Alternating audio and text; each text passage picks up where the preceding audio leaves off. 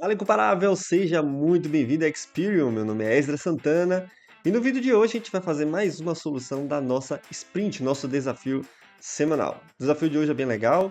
A gente vai calcular aqui uma média móvel. Então, se você não conseguiu, não se preocupa que eu vou mostrar agora o passo a passo. Roda a vinheta.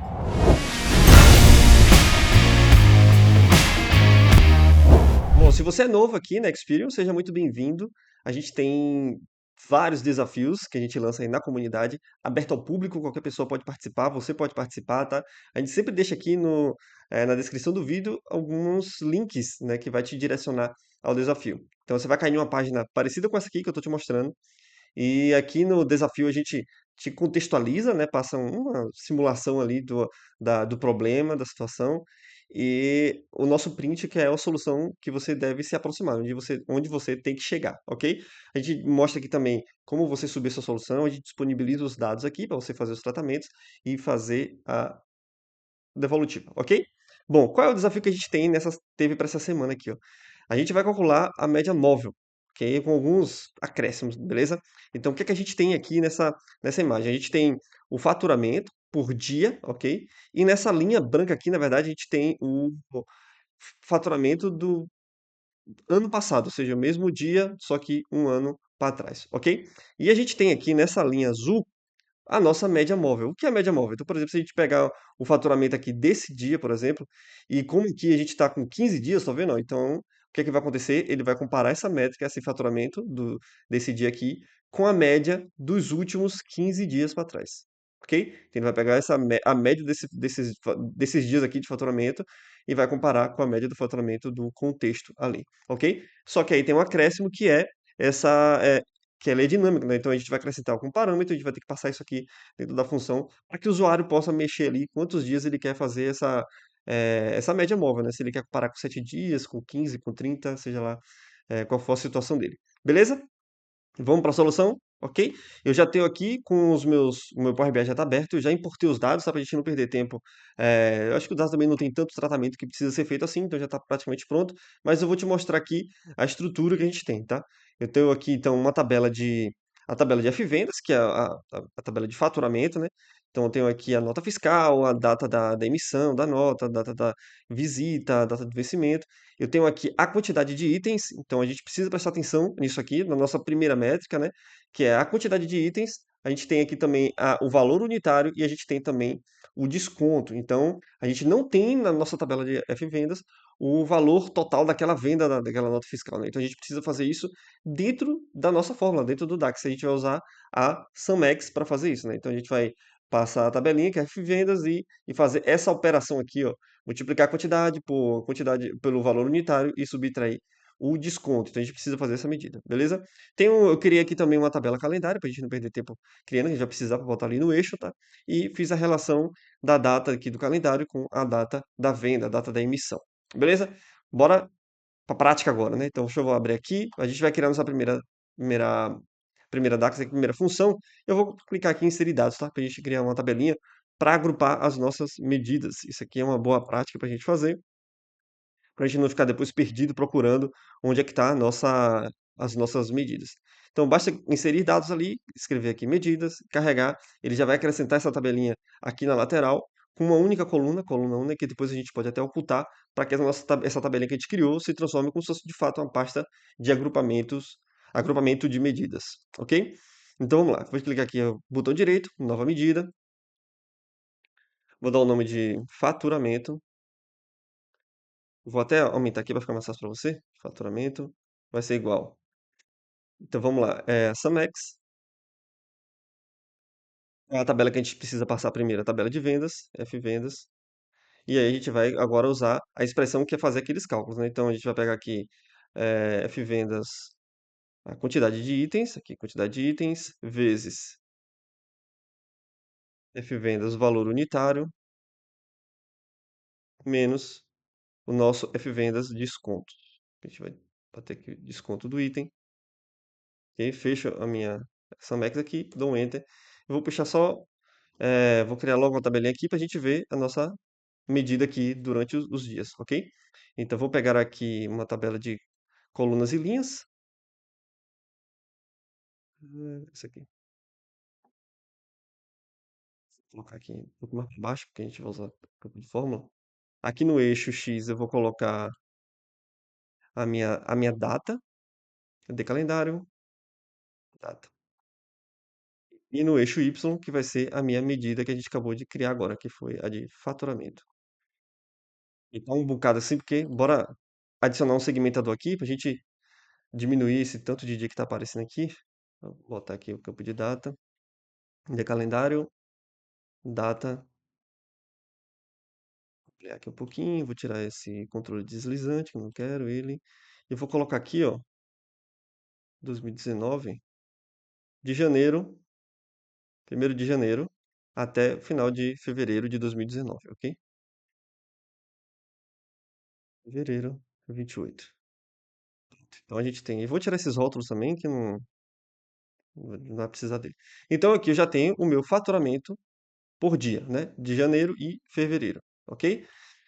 A gente vai criar agora uma nova medida, que a gente vai colocar aqui na linha, que vai ser a primeira medida, que é comparando com o mesmo período anterior, ou seja, um ano atrás para trás, como é que foi o meu faturamento nesse mesmo período, só que um ano para trás. Então, para criar essa aqui é bem fácil, né? Então, deixa eu ocultar logo a coluna 1 aqui, ó. Posso ocultar aqui, ó, ocultar essa coluna para virar, de fato, uma tabela de medidas. Beleza? Nossa segunda medida daqui, ó, nova medida, vai ser o faturamento. Qual o nome? Faturamento. Same period last year, ok? Mesmo período do ano passado. Vai ser igual calculate. Vou botar calculate aqui, né? A gente vai usar a nossa medida que já criamos, faturamento, e usar a nossa função de inteligência de tempo, same period last year. E a gente vai ter que passar agora a tabela de calendário. De calendário.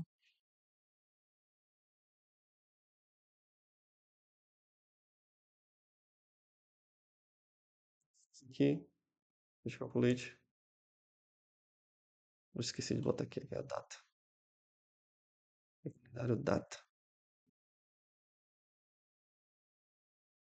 Agora a gente vai acrescentar essa medida aqui na linha, né? Vai ser a primeira linha que a gente vai acrescentar aqui. Eixo Y da linha, clico ele aqui, medidas, faturamento, same period last year.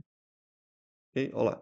Ele já criou lá a nossa linha, eu vou só mudar essa cor aqui, cores, vou botar ela um pouquinho mais cinza aqui, aproximado do branco aqui, beleza? E diminuir a espessura também, que está muito grossa. Pronto. Agora que de fato a gente precisa criar a nossa média móvel. Vamos lá? A gente vai querer usar também aqui uma outra função de inteligência de tempo, que é a dating period. E aí eu vou escrever a função, obviamente, do mesmo padrão. Então, eu vou escrever a função e depois eu volto para explicar como é que funciona, o que é que aconteceu, o que é que está acontecendo dentro daquela função. Ok? Vamos botar aqui, média móvel ser igual. E aí a gente vai ter que passar aqui, ó, como é uma média móvel, então uma average, só que a gente vai ter que usar aqui a average x, beleza?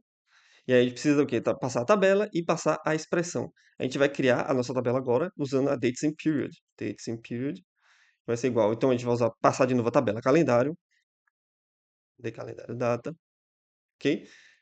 Aqui, ó, a gente precisa agora, a gente tá, aqui ele está dando as instruções, né? Primeiro eu preciso passar uma tabela, que é essa de dates aqui, né? A dates in period que vai retornar isso. Uma data de início, ou seja, a gente vai, a partir de onde que ele vai fazer essa tabela, né? Vamos dizer assim, depois eu volto para explicar melhor cada coisa. O número de intervalos, se quantos dias ele vai avançar ou voltar, e o intervalo, né? Se vai ser em dia, se vai ser em mês, se vai ser em ano. Então a gente precisa preencher cada ponto desse. Já passamos a tabelinha, que é as datas aqui, né, que ele pede.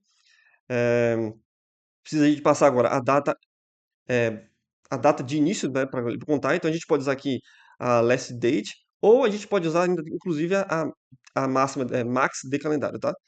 Vai dar no mesmo aqui. De calendário, data, ok? Aí agora, o número de intervalo, bora botar aqui um exemplo, botar -7. Sei o que significa isso? Ele está voltando o calendário em 7 dias, ok? E o último parâmetro que vai ser em dia mesmo, ok? Fecha aqui a minha tabelinha. E a gente vai para a próxima parâmetro da AverageX, que é a expressão que a gente vai usar aqui, é a nossa medida de faturamento. Ok? Isso aqui é minha average. Nossa medida de média móvel ela já está pronta. Eu vou só jogar no gráfico e a gente vai. Eu vou voltar aqui para mostrar os detalhes do que está acontecendo com ela, ok? Vou botar aqui. De novo, eixo Y da linha. Clico aqui, eixo Y da linha. Pega a medida nova que eu acabei de criar, média móvel. E tá lá a nossa média móvel criada. Bem legal, né? Agora vamos aqui entender o que é que está acontecendo aqui, tá? Deixa eu abrir aqui de novo a nossa medida. Média móvel. Vamos lá. O que está acontecendo aqui? A gente sabe que, como eu até falei nos vídeos anteriores, que eu mostrei falando sobre Date Edge, toda função de inteligência de tempo, nesse caso aqui, a Dates in Period, ela vai retornar para a gente uma tabela, ok? Então, qual é a tabela que ele está formando aqui? A gente sabe que, como eu mostrei também em outras sprints aqui, ó, quando a gente está usando uma função iteradora aqui, ó, com esse xzinho, né, a melhor maneira que a gente como é que eu uso, na verdade, como é que eu interpreto isso para ficar fácil de entender, né? Então ele vai pegar a média de alguma coisa. Então é como se toda função iteradora, a gente precisa passar uma tabela e a expressão. Então a gente vai criar uma tabela, quando a gente está usando essa função, a gente cria uma tabela, tá? E aí vai ser aqui a coluna que a gente vai criar lá, no caso, que a gente vai passar algum parâmetro, e aqui é esse x do que ele está apontando aqui, só para você entender, tá? Então no caso aqui a gente está passando qual é a tabela que a gente está criando, essa coluna que a gente vai criar aqui, é exatamente essa tabelinha que a gente está passando aqui embaixo com a dates in period.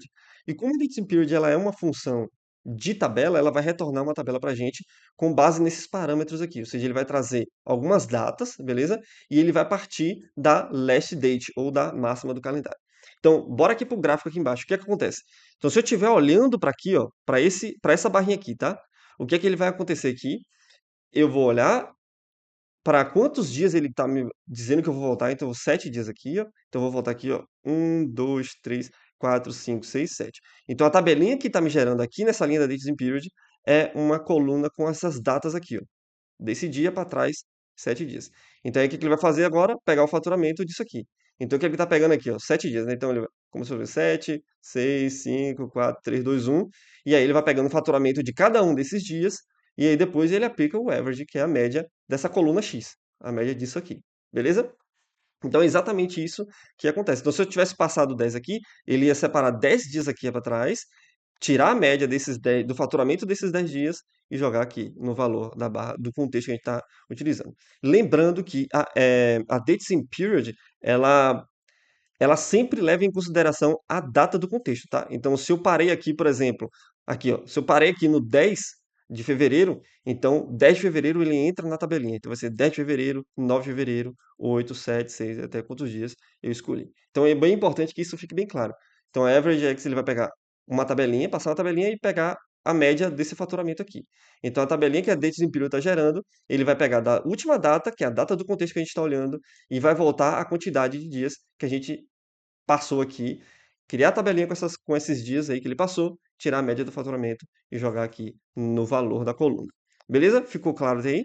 E aí, só que obviamente aqui a gente ainda não terminou, né? Porque aqui a gente tem 7 dias. Então, se eu mudar aqui, por exemplo, bora botar aqui, por exemplo, 15, ele vai voltar 15 dias, né? O nosso gráfico vai mudar. A média móvel, ele muda aqui, tá vendo? Você viu?